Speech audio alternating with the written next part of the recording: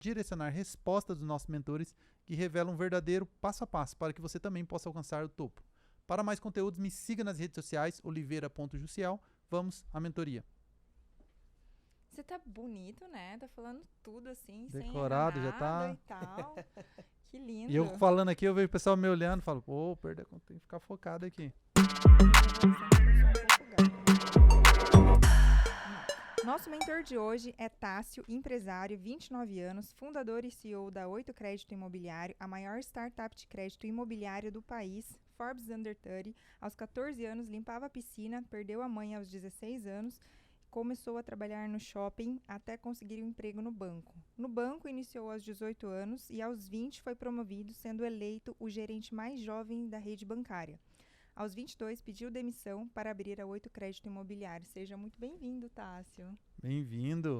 Obrigado, história, gente. hein? Obrigado pelo convite. É uma honra, né, estar aqui num podcast tão renomado como esse, que já passaram amigos e ícones aí que a gente segue, que a gente aprende, né, todos os dias. Então, muito feliz pelo convite e poder estar aqui, compartilhar um pouquinho do que a gente sabe com essa galera que está nos ouvindo, nos assistindo. Legal. E aprender também com vocês, sem dúvida. Legal. Só pra você ver o nível. Qual foi o último podcast que você gravou? O da Forbes.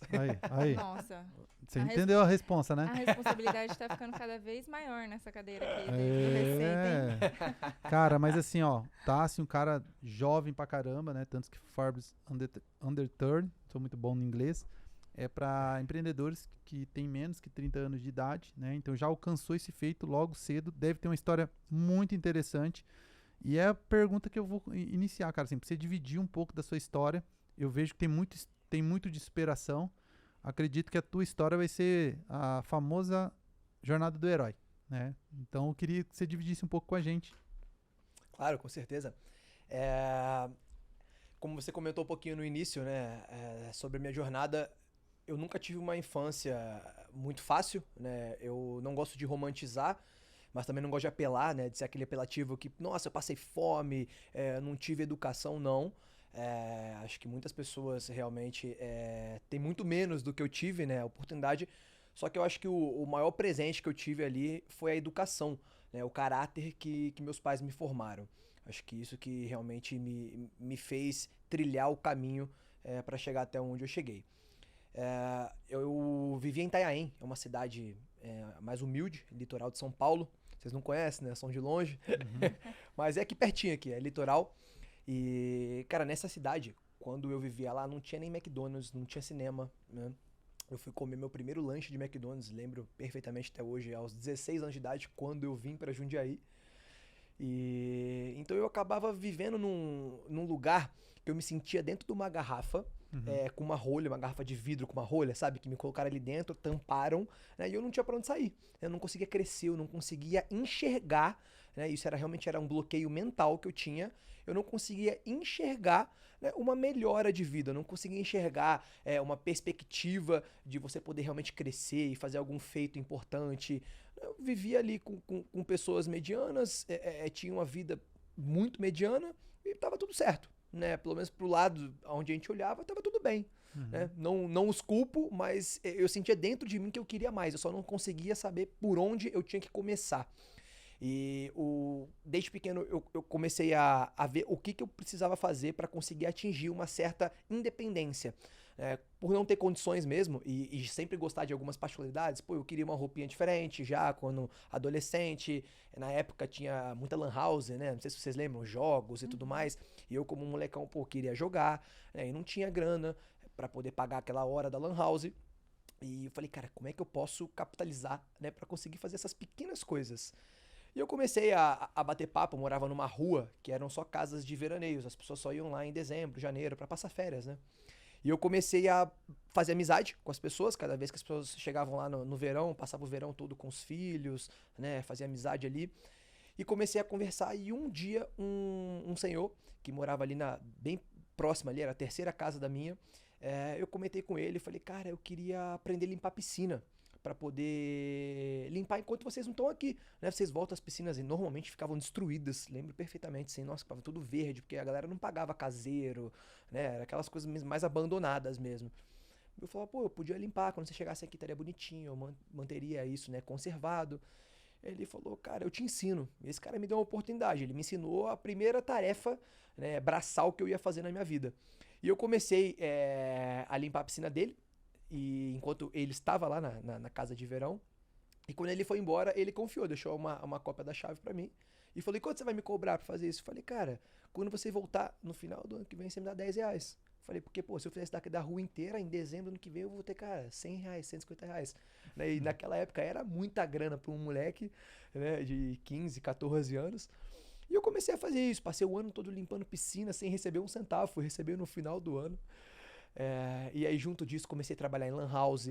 Ficava lá, cara, olhando, madrugando. Tinha aqueles como que chamava? Corujão noturno que eles faziam. E passava a madrugada inteira. Dia seguinte ia pra escola, tinha que fazer meio que tudo varado. Então, desde pequeno, eu sempre fui muito na correria. E aos 16 anos, minha mãe faleceu. E eu acho que ali foi o divisor de águas pra mim.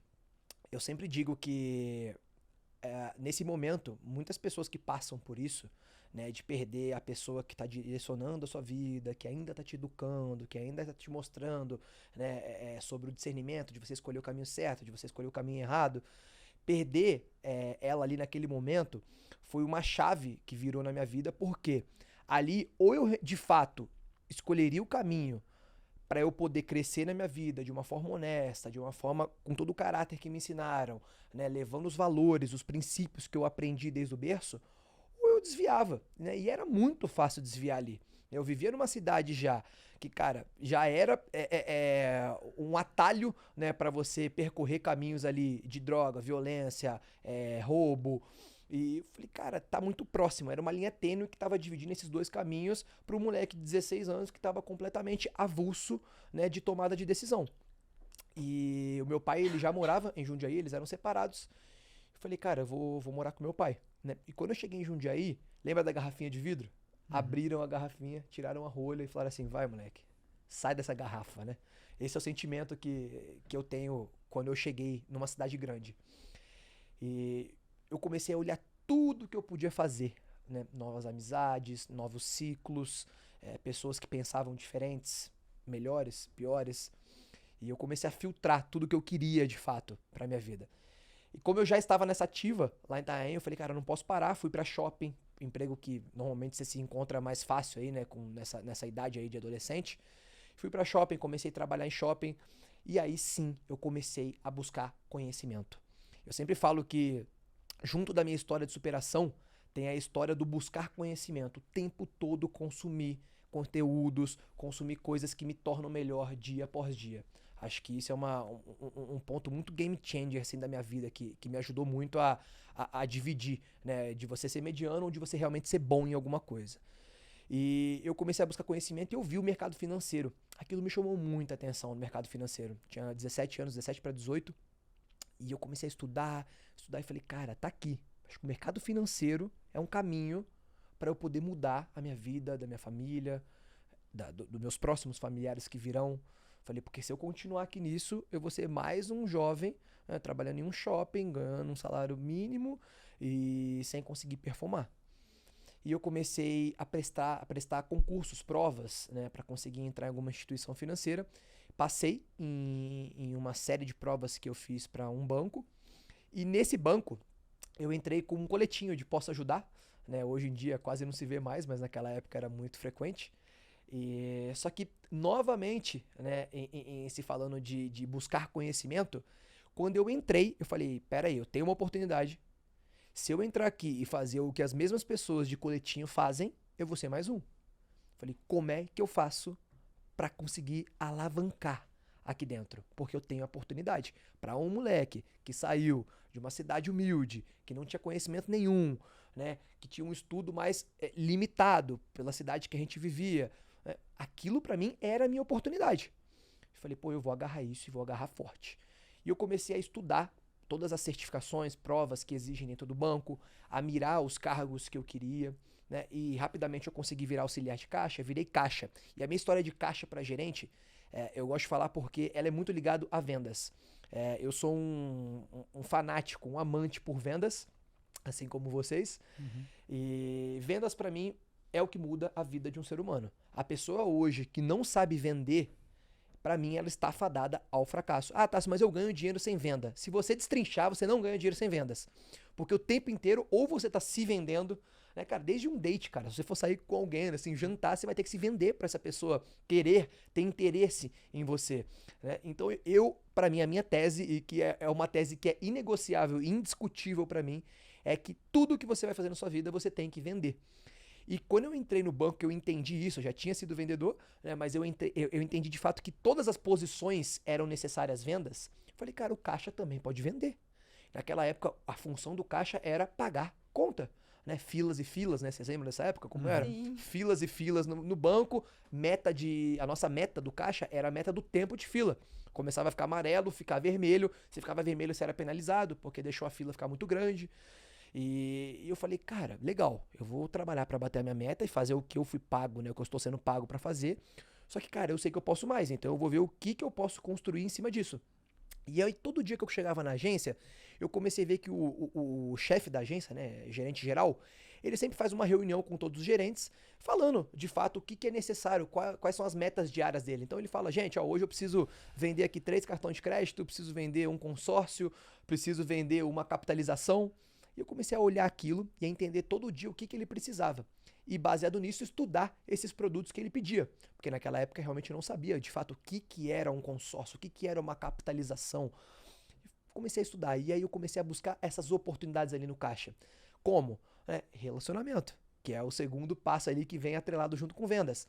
A pessoa que sempre estava lá pagando contas, já chamava pelo nome, me tratava bem, eu tratava muito bem essa pessoa, ia buscando relacionamento, ia entendendo o que ela fazia, baseado nas contas. No carnê você consegue entender, né? Todo dia a pessoa vai lá pagar conta, o que essa pessoa faz, qual é o ramo dela, e perguntava, e questionava, e batia papo. E fazendo essas pequenas amizades, esses relacionamentos ali dentro, começou a ter dias que eu comecei a ganhar liberdade. Então tinha um dia que sobrou R$ 30 na volta, que eu tinha que voltar para esse cliente. Pô, cara, ao invés de você pegar esses R$ 30, olha aqui essa capitalização, por que você não faz essa capitalização, os benefícios dela? E eu comecei a abrir isso para eles. No início você via que muitos faziam para me ajudar, né? Eu não ficava pedindo, assim, cara, faz para me ajudar. Não, mas era um moleque, cara, de 18 anos vendendo um produto ali no banco. E por esse relacionamento as pessoas faziam pra me ajudar. E no final do dia, esse gerente geral, que era nosso chefe, ele passava nos gerentes e falava assim, gente, produção de hoje, qual é a produção? Aí gritava eu lá do caixa, chefe, aqui, fiz uma capitalização. Aí, primeiro dia eu lembro até hoje, ele olhou pra mim e falou, oi? Eu falei, eu fiz. Aí ele, tá bom. Aí pegou lá o extratinho do produto, né?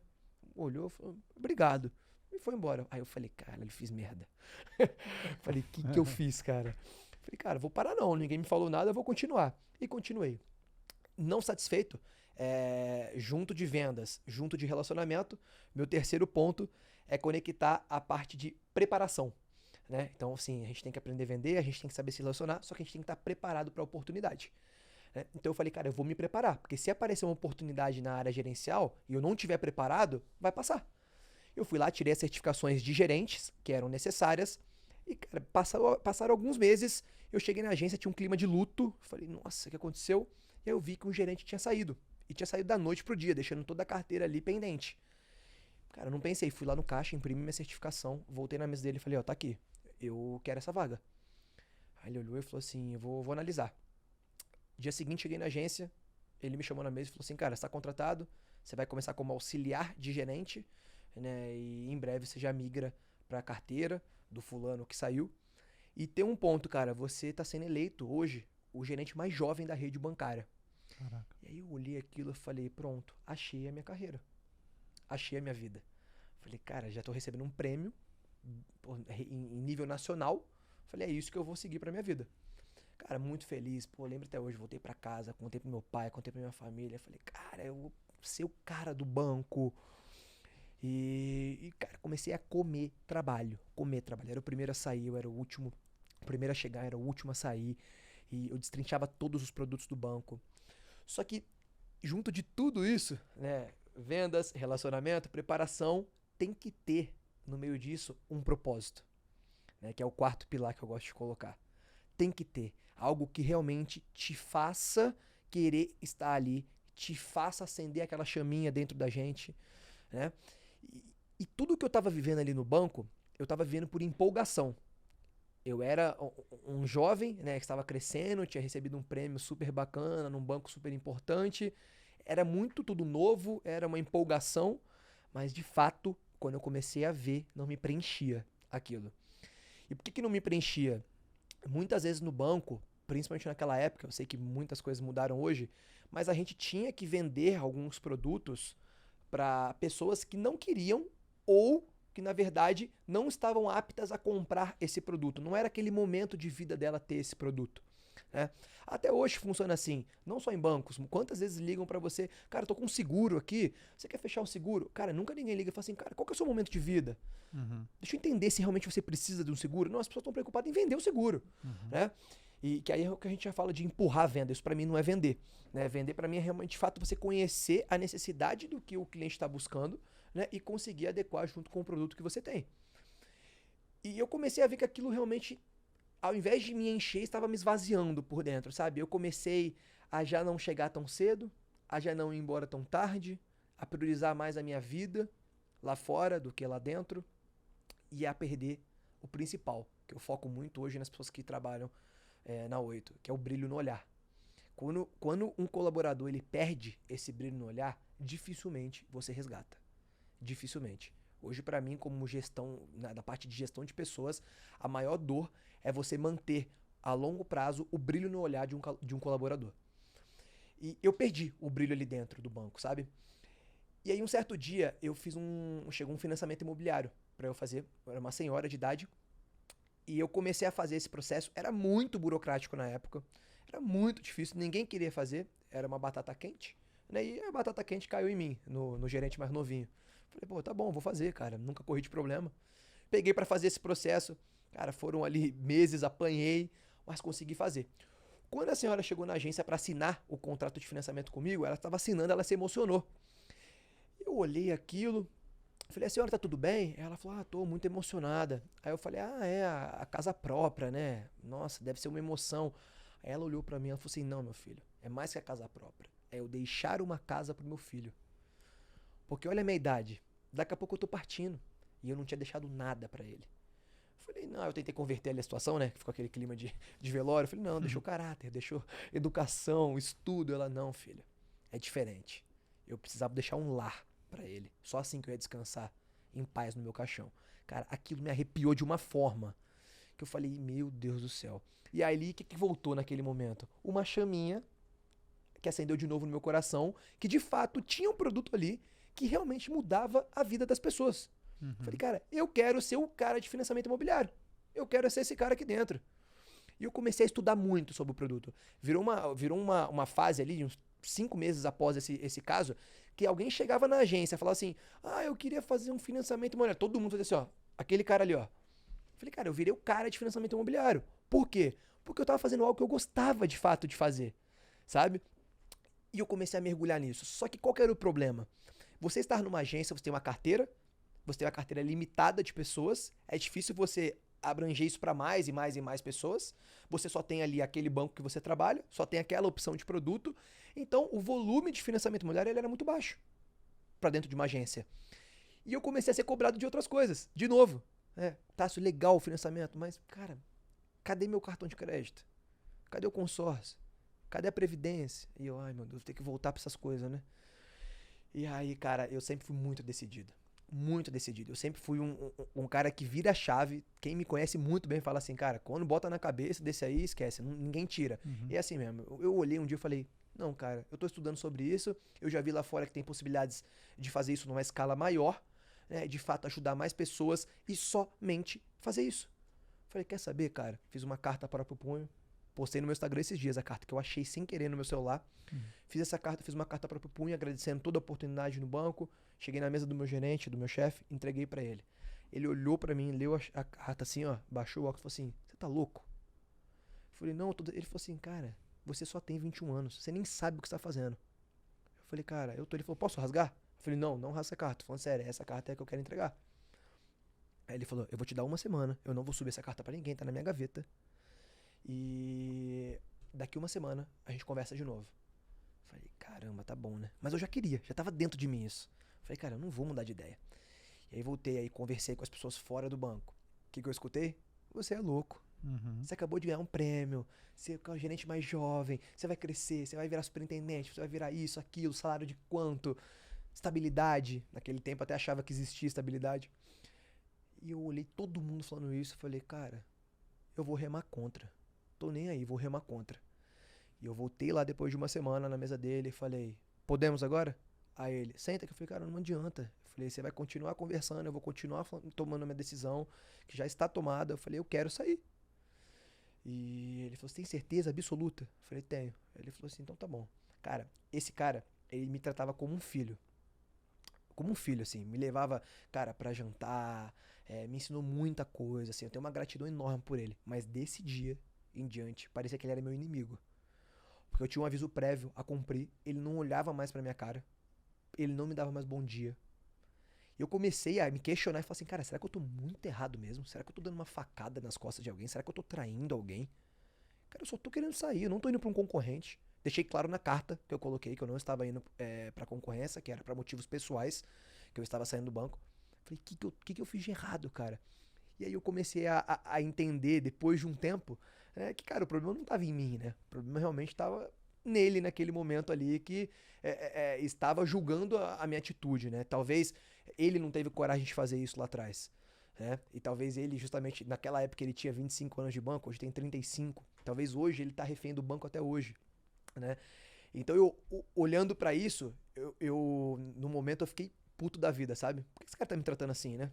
Mas hoje, cara, nossa, eu perdoo ele do meu coração e se eu pudesse ter a oportunidade de ter um contato de novo com ele, sentar, tomar uma cerveja, falar, cara, pô, olha isso, onde a gente cheguei, compartilhar com ele esse momento, eu faria de coração, porque eu entendo que realmente talvez ele não teve essa oportunidade lá atrás.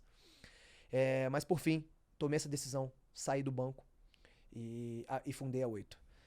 Resumidamente, né, sobre a Oito, para não ficar muito longo a parte dessa história, em um ano de empresa eu quebrei.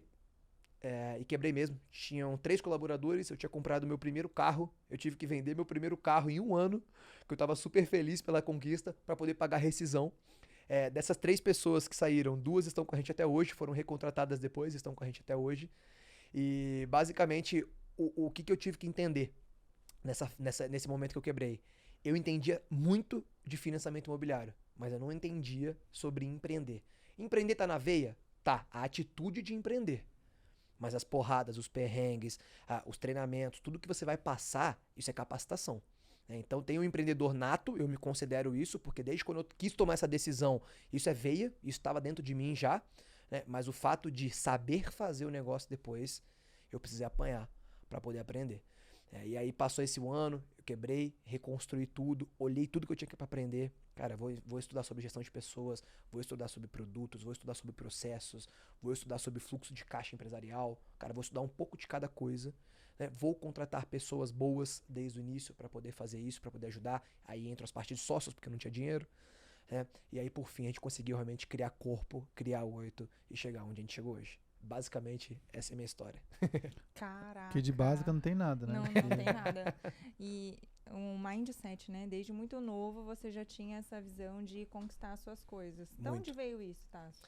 Cara, eu sempre fui muito ambicioso. Uhum.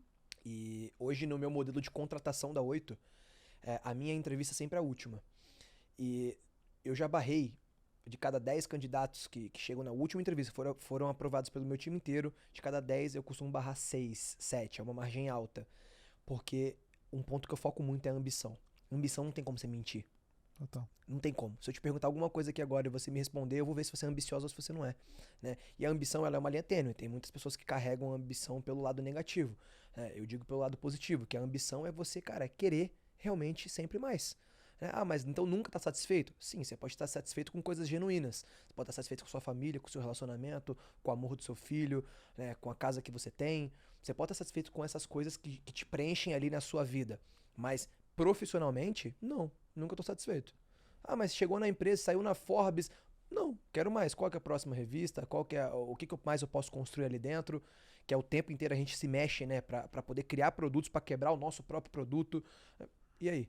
Então a ambição pra mim, ela vem muito disso, de eu querer sempre mais, e isso vem comigo desde cedo, né? Desde quando eu limpava a piscina pra poder, cara, ter a individualidade de comprar a roupa que eu queria, né? De poder, cara, chegar na escola e poder comprar um salgado e uma coca porque minha mãe não tinha dinheiro pra me dar, né? É sempre essa necessidade, tipo assim, eu quero mais, eu quero poder fazer isso. E, cara, eu vi que eu só poderia conseguir fazer essas coisas se fosse eu por mim mesmo.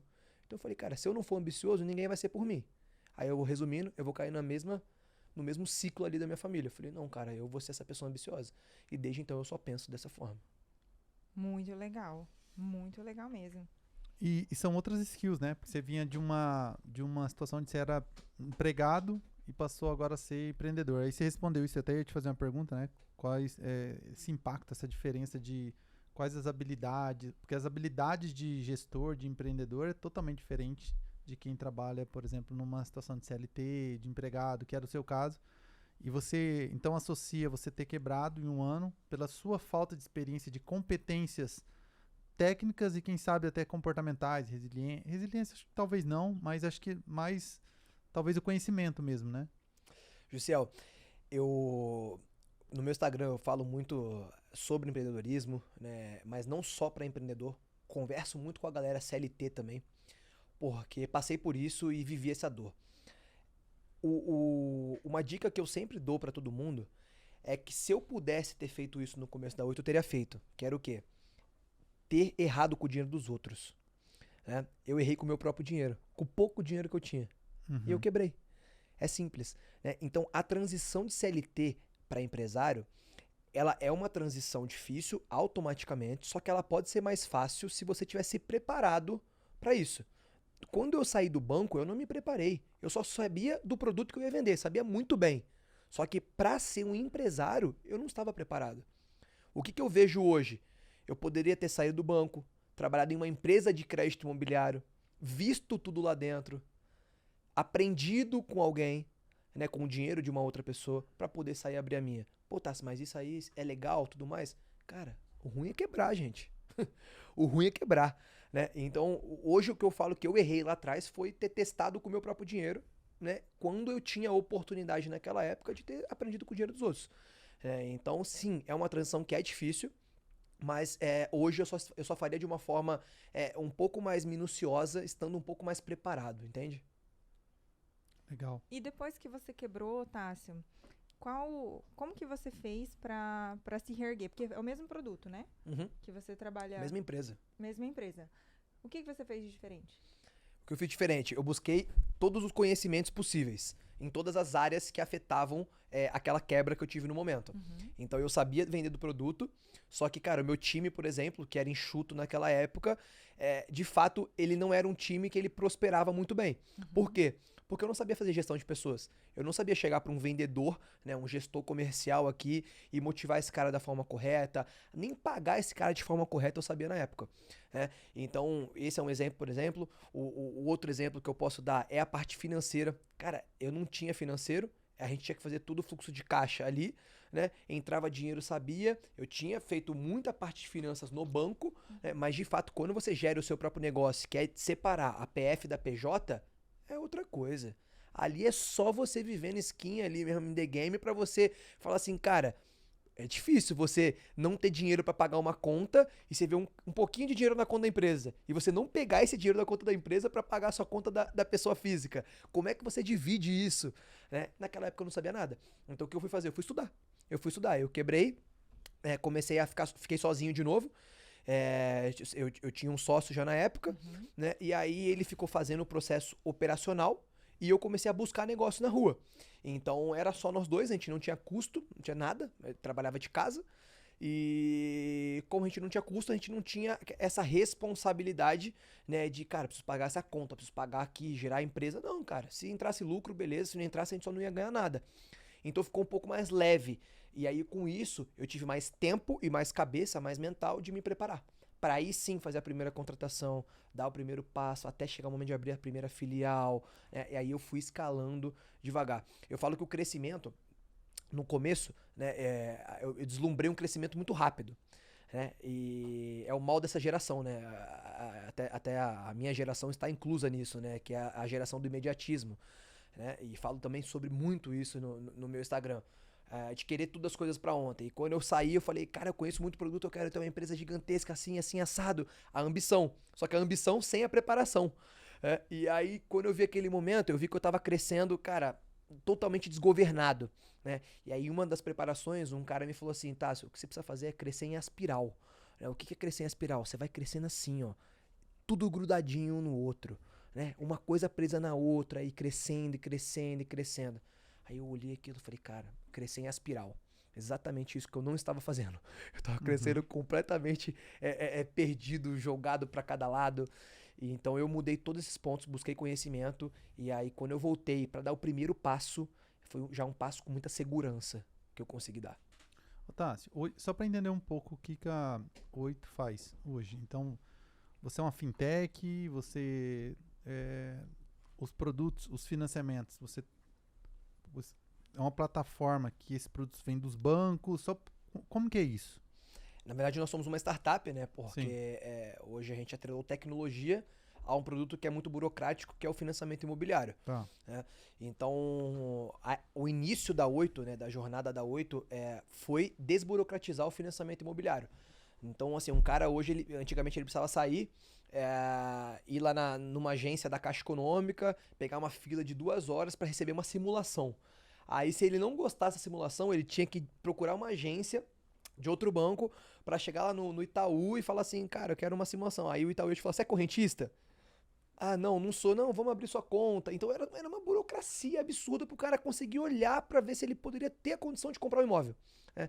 E a gente viu essa dor no mercado. A gente falou, cara, tá muito difícil para você conseguir um crédito, né? E o ativo financiamento imobiliário hoje, ele é responsável por 83% de compras habitacionais, né? Então 83% das pessoas que compram imóvel são com financiamento imobiliário.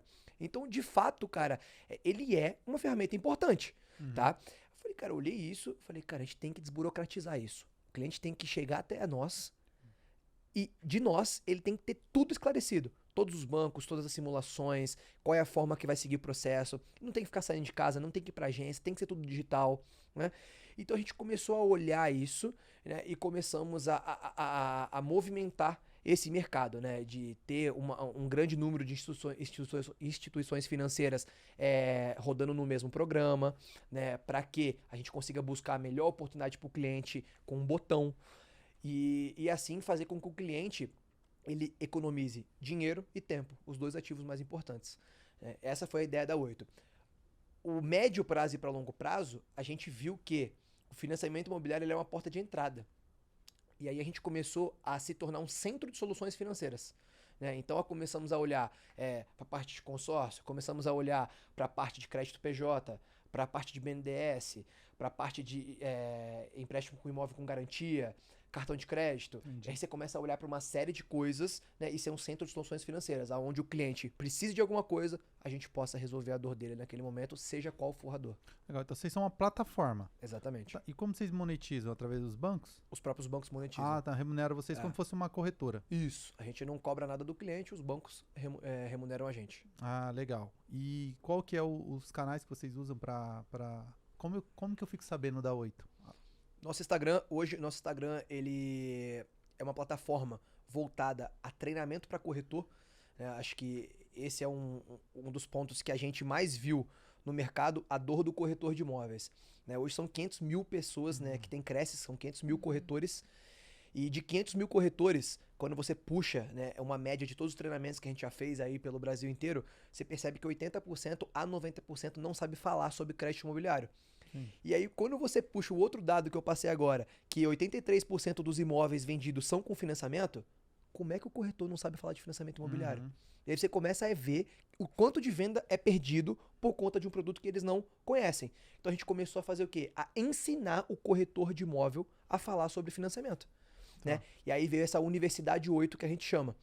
E ontem a gente fez até uma edição em Campinas, cara, lotou essa edição de Campinas e justamente de uma forma gratuita levamos todos os corretores para um auditório e demos um treinamento, né, de crédito imobiliário atrelado com expansão de vendas e diversas ferramentas para o corretor de fato vender mais. Então a nossa mídia social @8crédito imobiliário é uma plataforma de muito conhecimento, de muito conteúdo gratuito para corretor de imóveis e não só para falar de financiamento imobiliário. E como que o banco faz traqueamento? Vocês fazem todo o processo de faturamento do cliente ou não? Só faz a simulação. Então, como que o banco sabe que eu, por exemplo, vim através da 8, justamente com essa parceria que você tem com a rede bancária. A gente tem em cada banco você tem um código, você tem um acesso ao sistema do próprio banco. Sim. Né? E aí, quando o cliente ele opta, eu vou seguir aqui, então eu vou fazer pelo Bradesco. Né? A gente vai fazer todo o processo dele.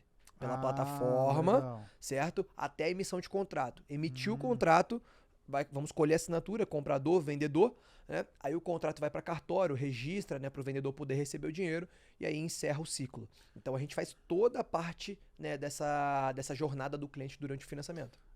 Eu tô tentando buscar a diferença de um correspondente bancário. É que você não tá atrelado a uma única bandeira, seria isso? O core bank, como a gente chama de correspondente bancário, né, normalmente sim, eles ficam atrelados a uma bandeira ou normalmente nos principais bancos, só que fazendo de forma manual. Então um cliente chegou ali, ele roda num banco, roda no outro, roda tudo manual. Quando você vem com uma startup, com um sistema que foi desenvolvido internamente, o próprio sistema faz isso de uma forma muito mais rápida e simultânea. Essa é a diferença para um core bank. Caramba, cara.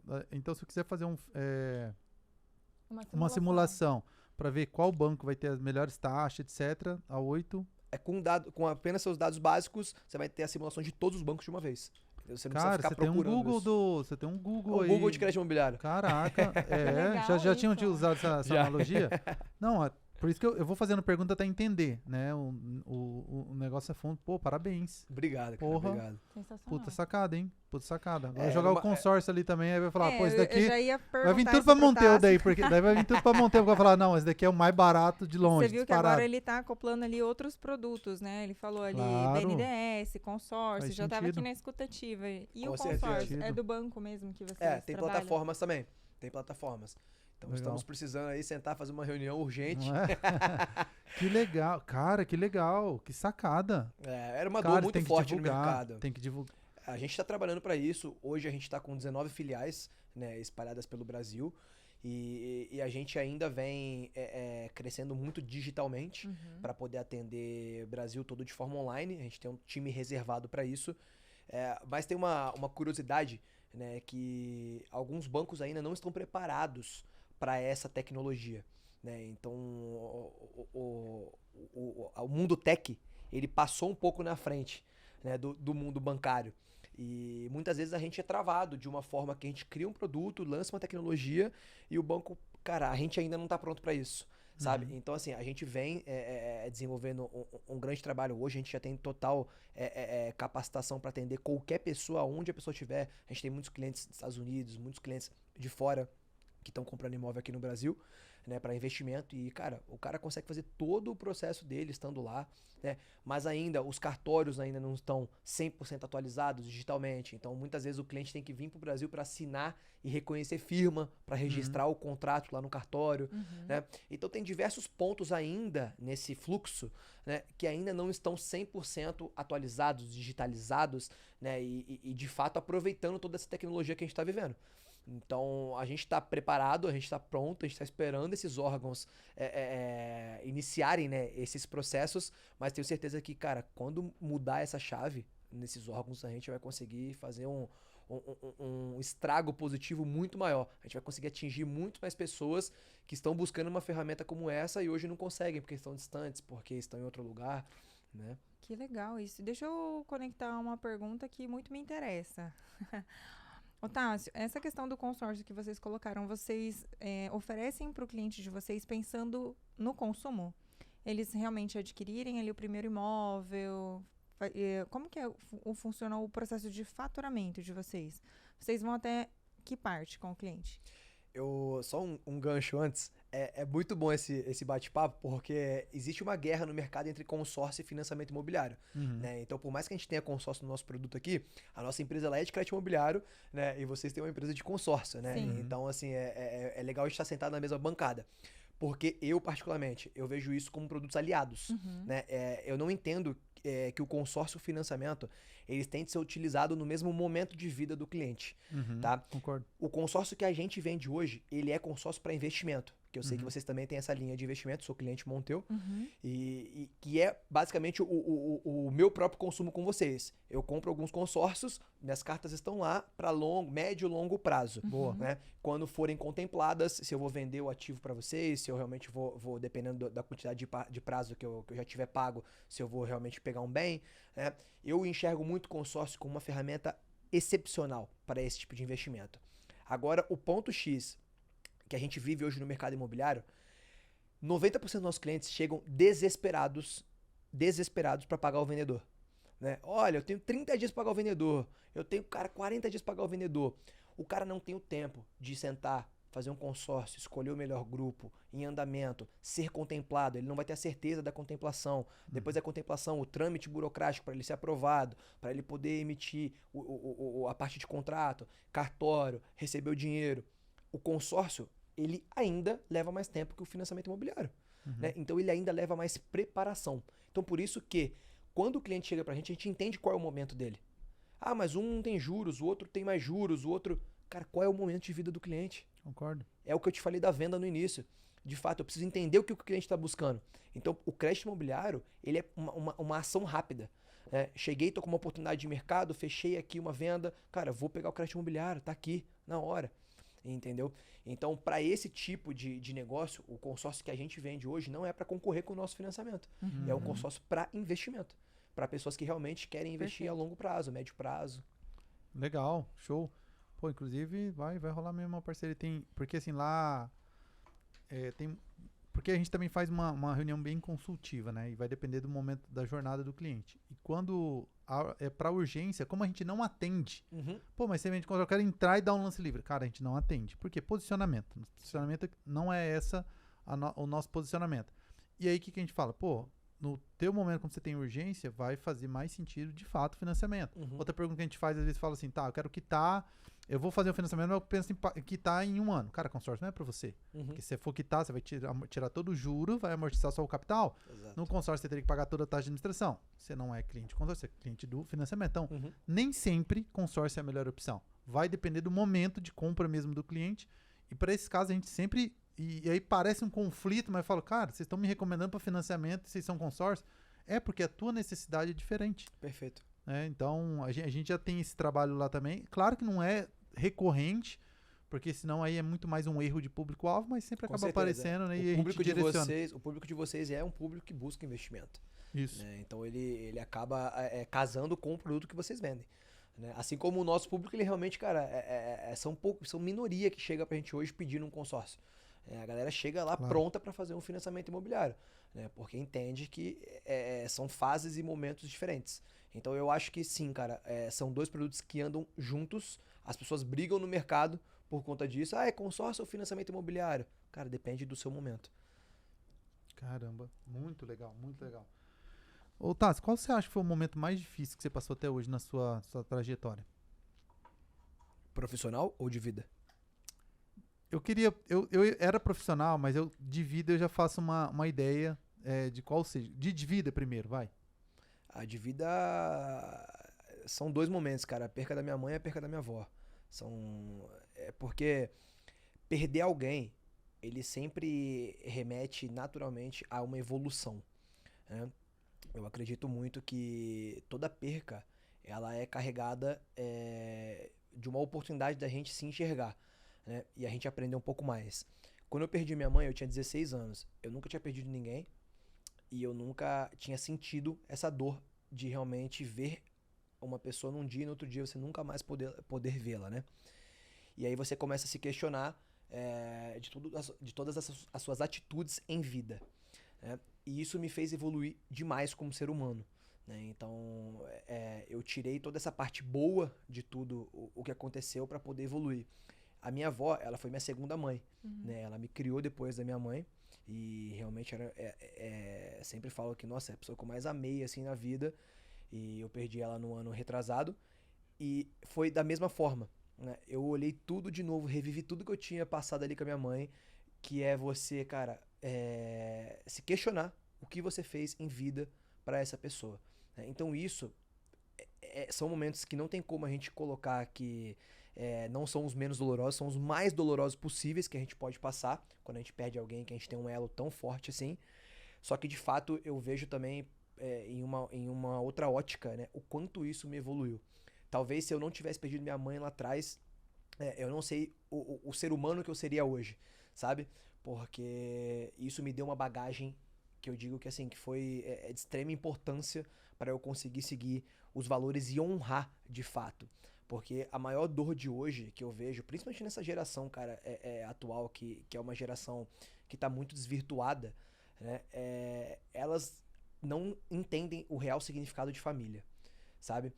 Elas estão priorizando diversas coisas, trabalho, né? Workaholic máximo, festas, relacionamentos, né? E não entendem o real significado de família, né? De fato, o que a gente tá fazendo aqui nessa vida, pra mim, né, é deixando um legado, né? E o que adianta você deixar um legado se você não tiver quem siga esse legado? E quem melhor pra seguir o seu legado do que a sua própria família? Então, assim, sem dúvida nenhuma foi o momento mais difícil da minha vida, né? E da parte profissional, foi o momento que a gente quebrou. Porque naquele dia, que realmente quando a gente viu que não dava mais, eu montei meu currículo pra voltar pro banco. Doideira. Cara, aquilo foi uma humilhação pra mim. Porque quem foi a primeira pessoa que vocês acham que veio na minha cabeça? O cara que ficou puto com você. Meu ex-chefe. Eu falei, ele tava certo. Ele tava certo, cara. Eu realmente não nasci pra isso, né? Então, assim, foi um momento que foi de autorreflexão também, né? Então eu vejo, cara, os piores momentos da minha vida profissional, pessoal, sempre foram momentos que me colocaram pra refletir, né? Então, existem momentos muito difíceis, mas o importante é o que a gente faz com esses momentos difíceis. Caramba, que legal. Quais você acredita ser os principais erros que você cometeu e que qualquer um que está empreendendo aí não deveria cometer? Trabalhar com gente ruim, demorar pra demitir gente ruim, né? Acho que ele leva essa filosofia do Vale do Silício muito a sério na nossa empresa. Cara, contrato devagar, extremamente devagar e demito extremamente rápido, né? Porque se a gente contratou devagar, a pessoa sabe qual é o processo. Durante esse processo, essa jornada de contratação, ela passou em todo um onboarding, cultura, ela viu tudo, quais são as expectativas de e para, né? De com a pessoa, para com a empresa. E a pessoa não deu certo, tchau, ela teve a oportunidade. Porque hoje o que eu vejo muitas pessoas falando, não, cara, mas ele acabou de entrar. Não, cara, acabou de passar do período de experiência. Cara, arruma o processo seletivo, porque depois não vai ter desculpa. Ele passou pelo processo seletivo, não fez, não superou a expectativa que foi colocada para ele no processo seletivo, tchau. Porque você tá perdendo o seu maior tempo, o seu maior ativo, que é o tempo, né? Então, acho que hoje pra mim, tá? Eu vejo que tudo que gira em torno da empresa sempre tá atrelado a pessoas. Então, todos os erros possíveis que eu cometi foram com pessoas. Eu não ligo, cara, de, construir um produto errado. Tem que testar, tem que arriscar mesmo, sabe? Eu fiz uma parceria errada, uma dinâmica errada aqui. Cara, a gente vai aprender com os erros. Mas, de fato, o erro que destrói uma empresa se chama pessoas. Caramba. E os principais acertos? Ao contrário disso. Contratar gente boa. Não, mas é fato isso, cara. Quando eu estudei sobre gestão de pessoas, né, eu comecei a, de fato, a entender e como a me relacionar com as pessoas ali dentro. Tem um livro que foi muito importante nessa minha jornada, que chama O Ego é Seu Inimigo. Cara, vocês já leram esse livro? Não, vou até anotar. Esse livro, cara, ele destrói o seu padrão de pensamento, né, pra você, de fato, liderar um time. Eu indico hoje pra todo mundo que entra na empresa, em cargo de liderança, pessoas que querem crescer, eu indico esse livro. Porque, de fato, cara, nessa jornada ele me ajudou muito a acertar a comunicação com as pessoas, né, o jeito que a gente se porta perante as pessoas, o jeito que a gente pensa e, principalmente, a moldar uma empresa para que todos possam ganhar, né? Eu acho que acertamos muito, muito, muito quando a gente conseguiu moldar uma forma de trabalho onde, se a gente atingisse X todo mundo seria beneficiado, né? E o beneficiado, muitas vezes, não é dinheiro. Tem diversas pessoas, e aí volta na parte de pessoas, que é conhecer o seu próprio time, tem diversas pessoas que não estão ali somente por dinheiro. Tem pessoas que querem cargo, vamos dar cargo. Tem pessoas que querem o equity, vamos dar equity. Você tem que entender quem está do seu lado, que isso faz parte da gestão de pessoas, para conseguir mensurar o que você pode fazer para essa pessoa ganhar também. Tem um ponto que a gente faz na 8, que é na entrevista de emprego, né, em um dos processos, perguntar qual é o sonho, o maior sonho da pessoa. E, cara, pasmem, de 10 pessoas, 9 não sabem. Não sabem. 9 pessoas não sabem responder qual é o seu maior sonho agora de bate-pronto. Então a gente dá um tempo, se essa pessoa é aprovada, a gente pede para ela voltar com esse sonho, né? E muito disso a gente foca no que a gente pode fazer para realizar esse sonho. Se é um sonho material, cara, como é que eu posso ajudar essa pessoa a se organizar financeiramente? Como é que eu posso ajudar essa pessoa a ganhar mais dinheiro? Como é que eu posso ajudar essa pessoa a crescer mais aqui dentro para que ela possa atingir esse sonho material? Muitas vezes não é sonho material, né? E aí a gente pode ver como a gente pode impactar a vida dessa pessoa para que ela realize esse sonho que não é material. Então, tudo isso está atrelado a pessoas. Você conseguir de fato a entender a dor, a necessidade, o momento, tudo que gira ali em volta do ser humano que está trabalhando com você, para você realmente tratar ele como você gostaria de ser tratado, e assim vocês conseguem crescer juntos. Legal. Quando você olha para sua trajetória, teve várias dificuldades, vários desafios, só que aí teve um momento que você virou a chave e prosperou. Qual foi a maior virada de chave que você teve? Acho que quando eu realmente mergulhei na vendas, cara. No começo de empresa, da empresa, eu fazia essa parte de vendas, só que, cara, eu era um só, né? Meu sócio fazia a parte administrativa e eu fazia a parte de vendas. Quando a gente começou a crescer, eu tive que sair de vendas. Porque, cara, você começa a resolver pepino, apagar incêndio, né? Naquela época, de fato, nem sabia o papel de um CEO, né? E não tinha pessoas também abaixo para poder fazer essas camadas de, cara, resolver os problemas, liderança. Era tudo a gente, né? E quando a gente conseguiu escalar isso minimamente, de colocar uma pessoa para cuidar de vendas, uma pessoa para liderar um outro time, que já era uma demanda alta, e eu comecei a focar em o que a gente podia fazer para trazer mais negócio, cara, ali virou a chave. Virou a chave porque em 2 anos a gente abriu 9 filiais. E eu era o responsável por abrir cada filial. Então eu precisava de tempo, e se eu tivesse apagando incêndio, eu não conseguiria abrir nova filial, não conseguiria trazer mais retorno. Então, de fato, cara, é gerir o tempo, né? Você conseguir encaixar isso. Porque no começo é foda. Vai falar que não é? Como é que eu vou falar pra você? Pô, abre uma empresa agora, só que olha, não fica na linha de frente não, cara. Não fica apagando incêndio não. As pessoas romantizam isso na internet. Não, CEO ele não tem que apagar incêndio. Tá bom, então você não bota a nomenclatura de CEO, né? E você fica como dono só, porque dono tem que apagar incêndio, cara. Entendeu? Quando você consegue criar uma estrutura legal e ter pessoas boas, capacitadas, de confiança para apagar esses incêndios, aí você começa de fato a fazer um papel de CEO. Né? Mas enquanto isso, não dá. Por que eu falo de romantizar? A maioria desses vendedores de curso na internet, né, enfim, dos influenciadores que falam sobre isso, né, eles falam para um público geral, só que desse público geral, 95% não tem capacidade ainda de ter uma empresa com essas devidas características, de ter pessoas em cada cargo, ou de ter pessoas sêniores em todos os cargos desde o começo. Cara, não dá, meu irmão, a gente tá no Brasil. O Brasil foi considerado o país mais difícil de fazer negócio. Então, assim, se a gente tá no país mais difícil de fazer negócio, qual que é o ponto mais importante que um empreendedor precisa fazer? Começar. Né? E para ele começar, como é que ele vai ter um time sênior, uma linha de diretoria para ele não resolver problema, ele sendo CEO sem apagar incêndio? Cara, vamos jogar real, não vai, né? Então eu vejo muito isso, cara, que a gente tem que parar de romantizar isso e focar no momento que está o nosso negócio. E isso não quer dizer que a gente não tem que aprender, a gente tem que sempre aprender de fato. Pô, o que é o papel do CEO? É isso? Pô, vou chegar nesse papel. Né? Mas hoje eu tenho que ainda ser o dono da empresa aqui, com esse time apagando incêndio. Pô, ainda não consigo contratar uma pessoa sênior? Cara, eu vou trabalhar para poder ter uma pessoa sênior e uma posição chave pelo menos, né? E assim vai indo. Então, de fato, cara, o momento que virou a chave pra gente foi quando a gente conseguiu gerir esse tempo, né? Porque, cara, o tempo mais caro da empresa, normalmente, são os nossos, cara. Entendeu? São da liderança, são da diretoria.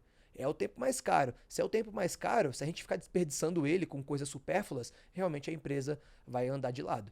Então, para a empresa crescer, que foi quando a 8 começou a crescer, de fato, foi quando eu comecei a gerir meu tempo melhor, ter mais tempo para poder buscar novos negócios. Que legal, que legal. Que Muito bacana. bom, muito bom. Bom, Eu acho. oi, pode falar, não, cara. pode Fala, falar. manda. Não? Uma pergunta? Bom, tem muitas pessoas que é muito bom em várias coisas, tem várias coisas que você deve ser muito bom, até porque um empreendedor de sucesso ele precisa transitar bem em várias áreas, mas tem algo que se eu espremer o Tássio eu vou extrair o melhor que ele tem. Que Capacidade de adaptação. seria? Capacidade de adaptação boa. Cara, capacidade de adaptação, ela serve em todos os quesitos da nossa vida. É você realmente aprender rápido, aceitar rápido o novo, né? E se adequar e, cara, jogar o jogo que tem que ser jogado naquele momento. Então isso serve pra tudo, cara. Um novo esporte, cara, eu amo esporte. Vou fazer um esporte novo. Sempre me aventuro a novos esportes. Cara, eu me adapto muito rápido, né? Eu consigo muito rápido a atingir pelo menos esse nível básico pra começar o esporte, sabe? Cara, vou abrir uma nova empresa, né? Um novo braço da 8, um novo segmento, né, cara? O que a gente tem que fazer? Como a gente tem que pensar de uma forma nova, né? Se desvinculando daquela forma que a gente já tem ali, né? Tudo isso é adaptação, né? Então, quando a gente trabalha no mercado imobiliário, eu acho que isso cara, uma necessidade fundamental. Porque o nosso mercado imobiliário, se você puxar o gráfico dos últimos 100 anos, ele nunca esteve numa crescente, ele sempre esteve cresce e desce, cresce e desce, cresce e desce, né? Agora, no momento que a gente está vivendo, ele está numa caída, porque na pandemia a gente viu uma alta do mercado imobiliário. Então, cara, de novo, o que a gente tem que fazer? Se adaptar ao mercado, né? Muda dentro, muda o formato de time, muda o formato de gestão, muda produto. Então, para mim hoje, o que eu tenho de mais valioso, que eu acho que é fundamental para me dar bem em diversas áreas da minha vida, é essa capacidade de adaptação. Legal. Deixa eu lançar aqui a pergunta chave de fechamento do podcast. Imagina que hoje você fosse dormir, você vai perder ali o teu network, você vai perder o teu dinheiro e vai perder também o teu conhecimento. Mas nesse podcast você tem a oportunidade de deixar para você mesmo a receita de sucesso de Tássio para chegar mais próximo de onde você está. Então, quando você acordar, a única coisa que você vai ter é esse podcast de você mesmo, falando passo a passo que você teria que fazer para te aproximar de onde você está hoje. O que você diria? Qual seria a receita que você deixaria para você mesmo? Cara, eu acho que não tem uma receita de bolo, tem um sentimento, uma palavra que é superação. Eu vejo muitas pessoas que não tiveram nenhuma oportunidade pelo local que nasceram, pela educação que tiveram, fazendo sucesso. E quando você começa a analisar, a estudar essas pessoas, todas elas tiveram que se superar, né? Eu vejo muitas pessoas falando sobre superar problemas, sobre superar adversidades. Para mim é se superar, né? Todos os dias querer ser melhor do que o dia anterior. Eu falei disso até num outro podcast, que eu tenho muita vontade de escrever um livro e eu tenho o título desse livro sem nem saber o que eu escreveria, que é A Arte de Se Superar. Esse seria meu livro.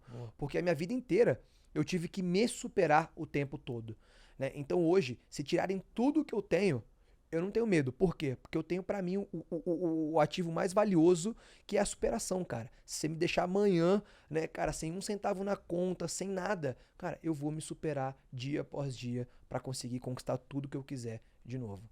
Então eu levaria isso pra mim, baseado em, obviamente, a única coisa que eu queria não acordar sem, seriam meus valores, meus princípios, porque acho que isso também é de fato muito importante pra gente ter um caminho, por mais que seja árduo, né, mas um caminho de sucesso, porque são esses principais pontos aí que não deixam você sair da linha reta. Legal demais. Gente, aproveita, compartilha esse episódio, né, todos aqueles que você